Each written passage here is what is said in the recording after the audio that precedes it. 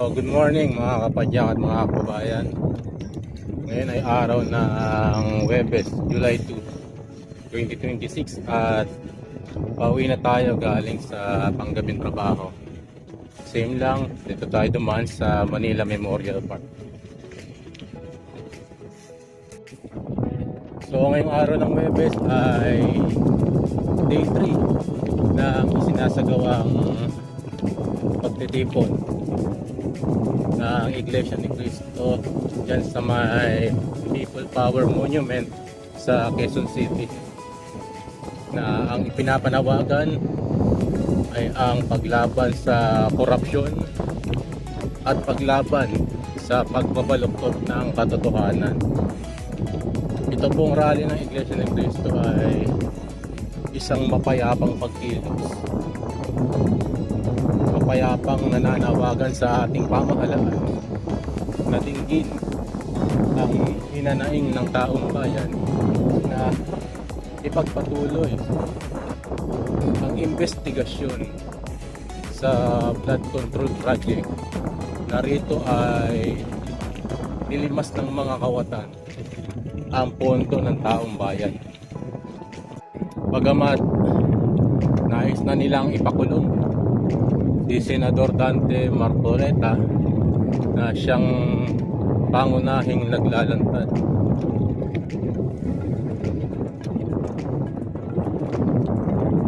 ng mga katiwalian ukol sa flood control project. Siya na nga ang nag-iimbestiga. Siya pa ngayon ang kinasuhan ng ombudsman at nais pa siyang ipakulong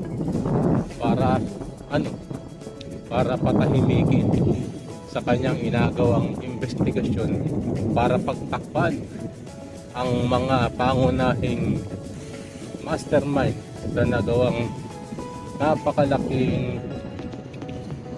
korupsyon na nangyari sa ating bansa. So nakakalungkot lang talaga na simula nang maupo itong si Boying Rimulya sa Office of the Ombudsman ay puro kaguluhan na lamang ang idinulot nito sa taong bayan. Sa halip na ang pagtuunan niya at trabahuhin, hanapin kung sino ang utak sa malawakang korupsyong nangyari sa ating bansa, ang kanyang trinatrabaho yung mga kalaban ng gobyerno, yung mga taong nagsisiwalat ng katotohanan, mga taong nagbibigay ng mga impormasyon, mga ebidensya sa kung sino ang tunay na mastermind sa nakaraang flood control controversy. Pero dahil sa iba ang kanyang layunin sa kanyang mandato bilang ombudsman, ay siya na ang pangunahing nagbabaluktot ng katotohanan, nag-aakusa sa mga inosenteng individual, nag-iimbento ng mga kaso para patahimikin yung mga nagsisiwalat ng katotohanan. Kaya wala na po tayong aasahan, mga kaibigan at mga kababayan, dito sa ombudsman. Sino ba ang nag-appoint dito? Sino ba ang nagluklok dito kay Boying Rimulya para maging congressman? Hindi ba ang ating presidente Bongbong Marcos? Kaya kung walang instruction mula sa ating presidente Bongbong Marcos, hindi kikilos to. Pero dahil nga sa ang ating Pangulo ay alam naman natin na siya ang pinakaugat ng lahat ng kaguluhan sa Pilipinas, ginagamit niya ang mga ahensya ng gobyerno sa ilalim ng kanyang executive department, ang Department of Justice ang National Bureau of Investigation, lalo na itong Office of the Ombudsman, para patahimikin ang mga kalaban ng gobyerno. Ganyan po ang ginagawa ng ating mahal na Pangulo. Wala ka na naitulong sa loob ng 4 na taon sa ating mga kababayan para man lang maibsan ang kanilang paghihirap. Ano pa ang iyong ginagawa? Ninakawan mo pa kami. Kami na mga taong salat sa buhay. Dugot pawis. Nagbabayad kami ng buwis. Buwis na ipinapansweldo namin sa inyo. At buwis sana na dapat ninyong gamitin sa mga infrastruktura na siyang makatutulong para man lang maibsan ang paghihirap ng mga kababayan natin, lalo na yung mga kababayan natin, yung mga lugar na binabaha, lalo na dito sa lalawigan ng Bulacan. Pero sa halip na yun ang pagtuunan nila ng pansin, ano ang kanilang pinagtutuunan o priority nila? Gusto nila magtagal sa pwesto. Gusto nilang pamunuan ang ating bansa kahit na labag na sa batas ng ating saligang batas. Kaya sabi nga ng pamunuan ng Iglesia ni Cristo, maipakulong mo man ang kapatid po namin na si Senador Rodante Marcoleta, ay kailanman hindi po titigil ang Iglesia ni Cristo upang hanapin kung sino ang tunay na mastermind sa mga katiwalian at pandarambong na nangyayari sa ating bansa. Hindi kailanman mananahimik ang Iglesia ni Cristo sa harap ng pagbabaluktot sa katarungan na hinahanap ng ating mga mamamayan. Kung sino pa ang dapat na magpatupad ng tamang batas, sila pa mismo ang lumalabag sa batas. Nakakalungkot lamang isipin, dito lamang ata sa Pilipinas nangyayari ito, mga kaibigan at mga babayan. Kaya hindi niyo masisisi, mga kababayan ko, na tumitindig na ang karamihan sa ating mga kababayan sa pangunguna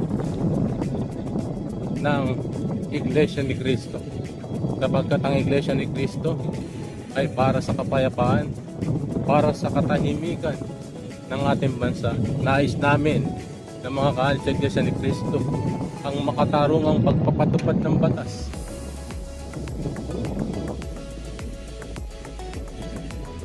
Ayaw po namin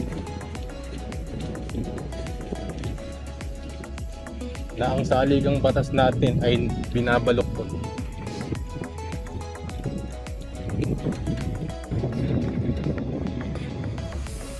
Kaya hanggang sa mga sandaling ito, nandoroon ang mga kapatid po natin sa Iglesia ni Cristo, maging ang mga kababayan natin na naghahangad ng pagbabago.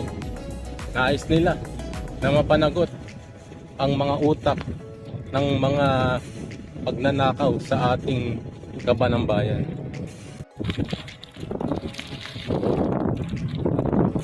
Papasalamat na ako sa ating mga kababayan sa pangunguna ng Iglesia ni Cristo na tumitindig para labanan ang tumitinding problema ng ating bansa laban sa korupsyon.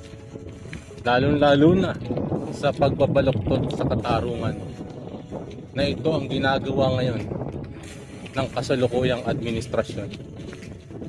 Partikular na itong Office of the Ombudsman sa pangunguna itong si Boying Remulla, na injustice ang kanyang ginagawa. Selective justice kanya pong pinagtatrabahuhan. Sabi nga niya nung ito lang interview niya, dahil sa nakita niya na nagka-rally na ang Iglesia ni Cristo, sinabi niya na tuloy-tuloy pa rin ang kanyang pagtatrabaho, tuloy-tuloy pa rin isasampan niya ang kaso laban kay Senador Rodante Marcoleta.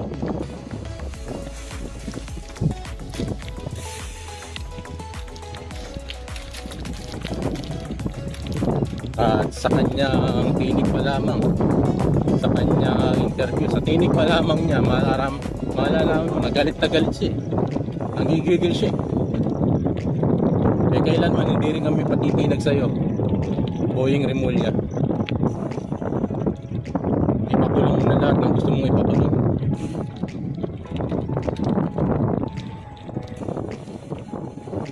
Pero kailanman hindi mo matitinag ang pagkakaisa ng Iglesia ni Cristo. Tandaan mo yan. So panawagan ko sa inyo mga kababayan ko, nais nyo ng pagbabago, hindi lang yung nandiyan lang kayo sa bahay. Mamaya pupunta ako dun sa mismong venue na kung saan ginaganap ang mapayapang pagkilos ng mga kaanib sa Iglesia ni Cristo.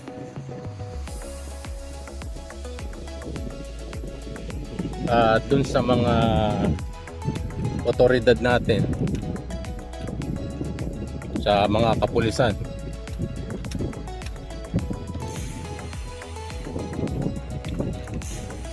doon sa Land Transportation Office na umaharang sa mga kapatid po namin sa iba't ibang probinsya para hindi po makarating sa venue. Abay, mga otoridad, huwag namang ganyan. Yung mga kababayan po natin na mula pa sa iba-ibang probinsya ay nag-effort yan na nais nilang pumunta sa venue para makipagkaisa sa panawagan na paglaban sa korupsyon, tapos hahadlangan nyo lang. Yun na lang ang natitira nilang pag-asa, yung marinig ang kanilang tinig, yung kanilang munting tinig ay maisama nila sa napakaraming mga taong naghahagad ng katotohanan, tapos hahadlangan nyo lang. Marami ako nababalitaan. Yung mga kapatid natin mula sa Tarlac, doon sa may Banban Bridge, ay meron dun checkpoint na iniisa-isa nila yung mga sasakyan. At kapag nalaman nila na ito ay papunta sa People Power Monument, ay pinahihinto nila ito at pinababalik kung saan sila galing. Kahit man dyan sa may Camp Olivas. Ibig bang sabihin ito ay natatakot ang administrasyon sa puwersa ng taong bayan. Ang pinag-uusapan pa lang natin dito mga kaibigan at mga kababayan, puwersa ng Iglesia ni Cristo. Yan palang ginanap yan sa White Plains Kung napansin nyo yung mga nakaraang pagrarally ng Iglesia ni Cristo na ginanap dyan sa grandstand, kung gaano ang dami ng tao na dumadalo dyan. Dyan na nga lang sa White Plains nakakuha ng permit ang Iglesia ni Cristo. Meron silang kondisyon sa Iglesia ni Cristo na sinunod naman Ang Iglesia ni Cristo masunurin naman yan. Ang gusto nila mapayapa na maiparating nila sa taong bayan, maiparating nila sa ating gobyerno ang kanilang hinahingi. Tapos hahadlangan nyo lang. Sino ba ang may utos niyan? Siyempre, yung presidente. Marami po kami mga kapatid sa Iglesia ni Cristo ang nais na pumunta sa venue. Ngunit dahil sa takot ng administrasyong ito, sa karsada pa lang ay hinaharang na sila. Ganyang kawalang hiya ang gobyerno ni Bongbong Marcos. Hindi ko sinasabing siya yung walang hiya, ah. Mas masahol pa dun. Titingnan nyo yung mga nagrarally sa White Plains. Karamihan dun mga may edad na. Halos ng iba, di na nga makalakad eh. Tinitiis ang pagod. Kadalasan nga, nauulanan pa sila. Meron pa nga dun, mga kababaihan. Pero bakit ganun ang kanilang damdamin? Dahil ganun ang maranasan nila sa rally ng Iglesia ni Cristo. Kahit mahirapan, mapagod. Gusto nila ng pagbabago. Sawa na sila sa gobyernong sindikato.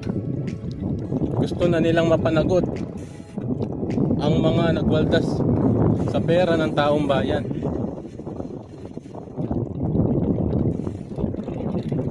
Ayaw nila na ni isa mang inosenteng tao ay maipakulong sa salang hindi naman niya ginawa. Kaya yung mga kababayan natin na naroroon sa People Power Monument, kung inyo lamang titignan ang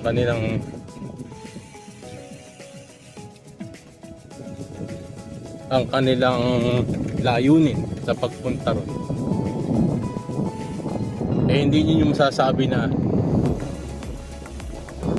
pagbabanta o destabilisasyon sa ating gobyerno. Nais nila ng pagbabago. Kaya kung nakikinig ka man, Presidente Bongbong Marcos, hindi naman namin ikaw pinagre-resign sa pwesto eh. Meron ka pang 2 taong nalalabi sa iyong termino. Hindi pa ulian lahat. Gampanan mo ang tungkuling itiniwala sa iyo ng taong bayan. Sundin mo ang mamamayang Pilipino. Ipagtanggol mo sila. Hindi yung ikaw pa ang nagiging dahilan para kawawain sila. Totoo, kawawa na nga sila sa kanilang kalagayan sa araw-araw eh. Karamihan sa kanila mga mahihirap lamang. Kami mahihirap lamang. Pero nagtitiis kami. Tapos nanakawan nyo lang kami. Yung iba hanggang ngayon lubog sa baha. Eh paano na kung talagang dumating na yung panahon ng habagat at mga pagbabagyo? Hindi nyo ba namamalayan ang buhay ng mga kababayan natin dito na lang sa Bulacan, partikular na sa Kalumpit at sa Hagonoy, sa may bandang Bulacan yan. Kung anong hirap ang dinadaanan sila sa araw-araw. Pero umaasa pa rin sila at nananalig na isang araw ay aahon din sila sa kahirapan sa pamamagitan ng mga taong iniluklok nila sa pamahalaan. Kaya sa mga papunta po sa venue, nananawagan ako sa mga otoridad natin, partikular na sa mga kaibigan natin mga pulis dyan at LTO. Huwag nyo namang harangin ang kanilang pag-asa. Yung kanilang pagpunta sa venue ay hindi para pabagsakin ng gobyerno, kundi para i-voice out ang kanilang tinig. Gusto nila na mapanagot na ang mga nagnakaw sa kaba ng bayan. Kayo man mga nasa panig ng kapulisan, ninakawan din kayo ng gobyernong ito. Pero alam naman namin na dahil sa tawag ng tungkulin ay sinusunod nyo kung ano man ang iutos sa inyo. Pero alam namin sa puso at damdamin nyo, wala lang kayong magawa eh. Pero sana naman yung nais ng taong bayan na makarating sa venue para doon ay magsama-sama ang mga kababayan natin para isigaw ang kanilang panawagan sa ating gobyerno na papanagutin ang mga kawatan ng ating bansa. At itigil na ang pagbabaloktot sa katarungan, ay huwag nyo namang hadlangan. Hindi nyo kaaway ang mga yan. So, para kay Boying Rimulya na ombudsman, isa lang masasabi ko sa iyo: lahat ng ginagawa mong kabuktutan, lahat ng mga ginawa mong kasamaan sa taong bayan, hindi nalilingid yan sa paningin ng ating Panginoon Diyos. Kung meron ka pa talagang kinikilalang Diyos, sana matakot ka, makonsensya ka. Siguro meron pang natitira pa kahit konti na kabutihan dyan sa puso mo. Sana yun man lang ay magtulak sa iyo na baguhin ang iyong ginagawa na pagsikil sa katarungan, pagsikil sa damdamin ng mga taong bayan. Laban kami sa mga tao na bumabaloktot sa katarungan. At laban din kami sa mga walang respeto sa damdamin ng taong bayan na nagluklok sa inyo at nagpapasahod sa inyo. So mga kaibigan at mga kababayan, ay pauwi na ako. At mga maya-maya siguro ay magpe-prepare tayo para pumunta tayo sa venue. At magbabike lang tayo papunta ron sa White Plains, Quezon City.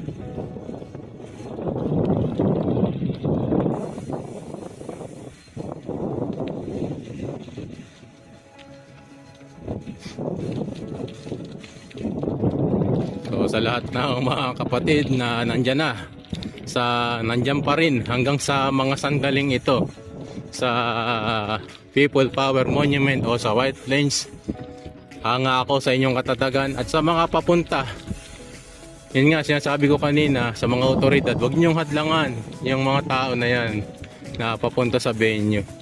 Dahil isa lamang ang kanilang ipinaglalaban, ang paglaban sa korupsyon at pagbaloktot sa katarungan. So, pauwi na tayo mga kaibigan at mga kababayan.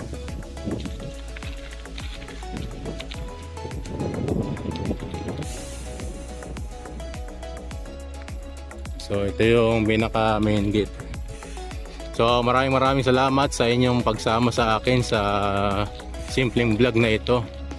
At magandang umaga sa inyong lahat. At ingat po tayo palagi.